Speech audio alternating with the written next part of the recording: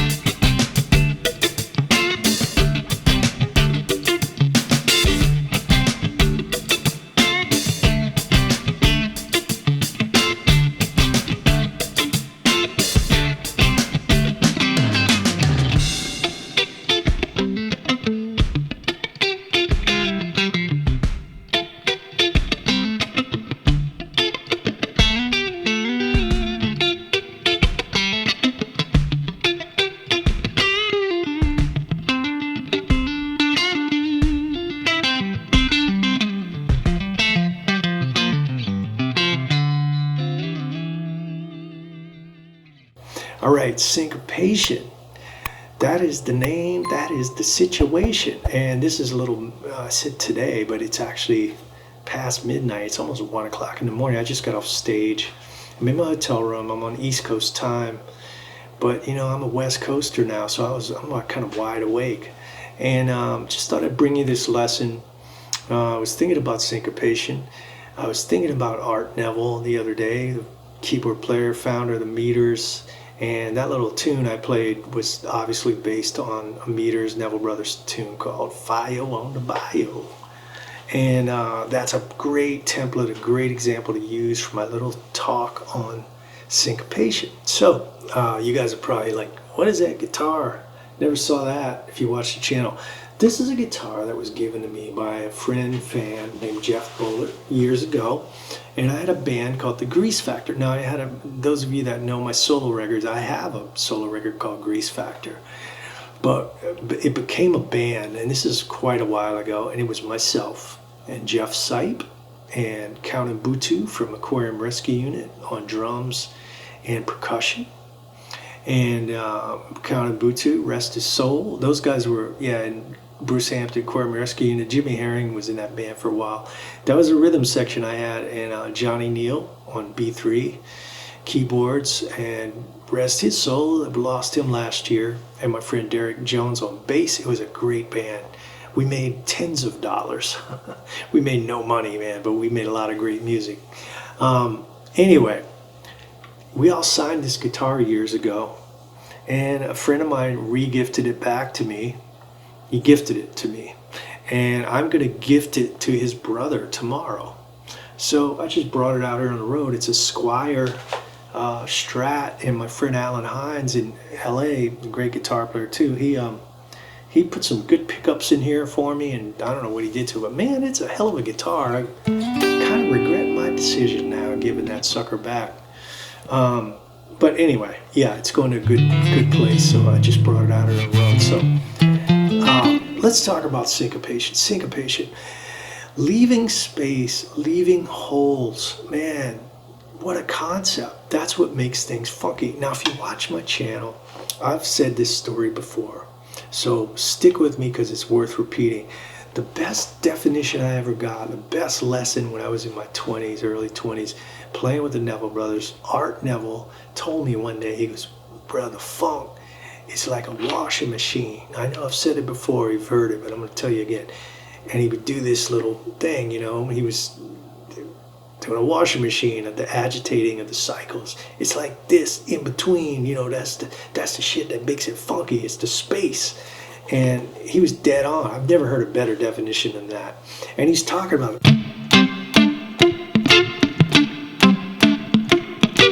all that stuff in between. That's what's happening. And it's a subtle form of tension. Tension and release. That's what makes music breathe. That's what makes a chorus pop. That's what makes a blues work. That's what, like when you play these jazz chords. That's tension. There's your release. Everything is tension and release. That's just life. That's how murder mysteries are, you know, happy endings in songs and things like that, movies. So bringing it back to syncopation. Syncopation, I look at it as a way of tension. When you're putting all this stuff, it's making your body do, that's your natural instinct. It's tension. And another guy that had this that you're gonna laugh, to me, was Elvis Presley. When you watch old videos of Elvis doing his thing, and the way he would sing and like do this thing, that was the same thing Art's talking about. And those lessons have stuck with me, man. I was on stage a few hours ago with Glenn Tilbrook from Squeeze and Daryl Hall. Played with those guys tonight. And it's just in my DNA now. I think about those leaving space and how things line up, because as guitar players, we learn a lot of music, we learn a lot of chords, and we learn a lot of scales, and we learn how to play everything great, precise. But sometimes playing nothing is the greatest thing you could do.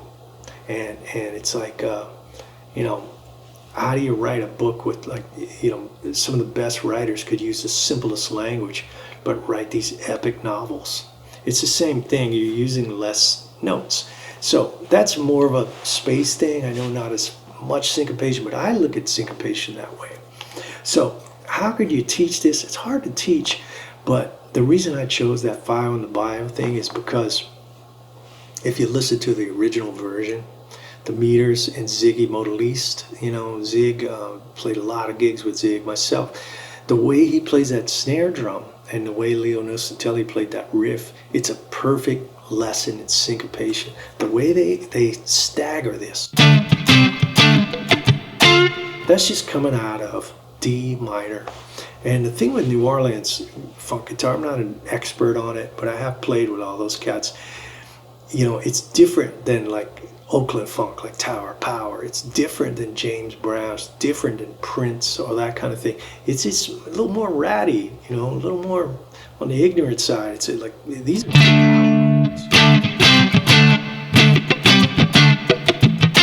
So what's happening is you're playing those power chords,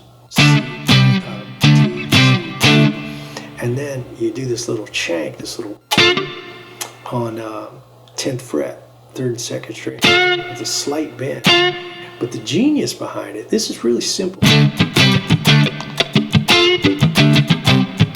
A lot of guys play this wrong, okay? The accents are on different beats. Perfect lesson for syncopation. First one's on beat 4. 1, 2, 3, 4. 1, 2, 3, 4, and 1. And the second one's on the and 4.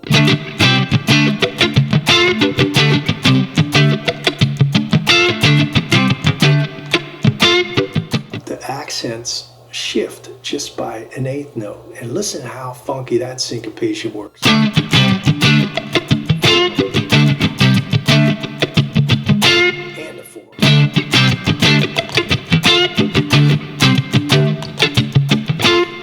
I'm not playing it like this.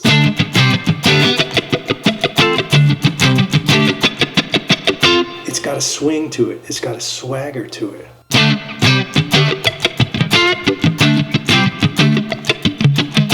And when I start to try to make that happen, my shoulders just start moving like this. I can't really explain it.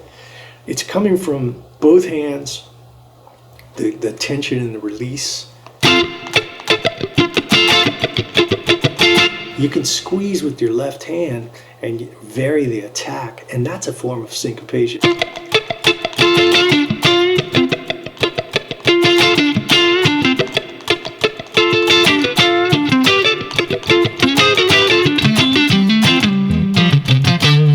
It's a hard thing to teach. It's just you have to listen to it and feel it.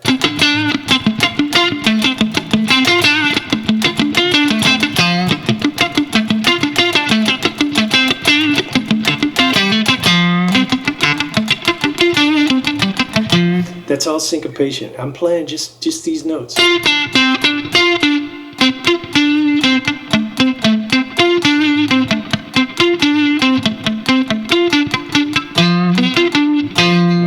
It's D minor pentatonic.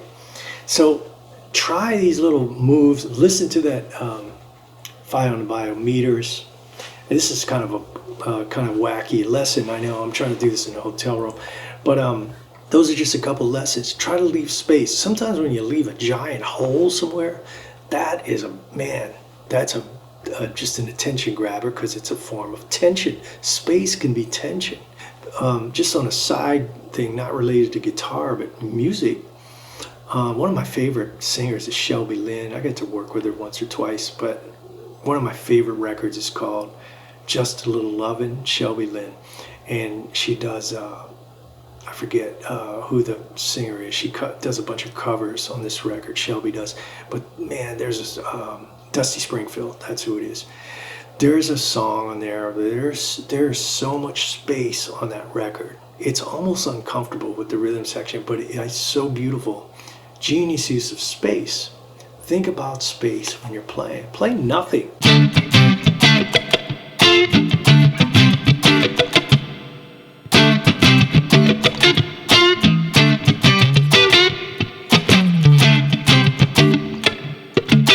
Those little gaps are what makes things funky. Remember the washing machine? I know I always talk about it, but man, that's a game changer for me.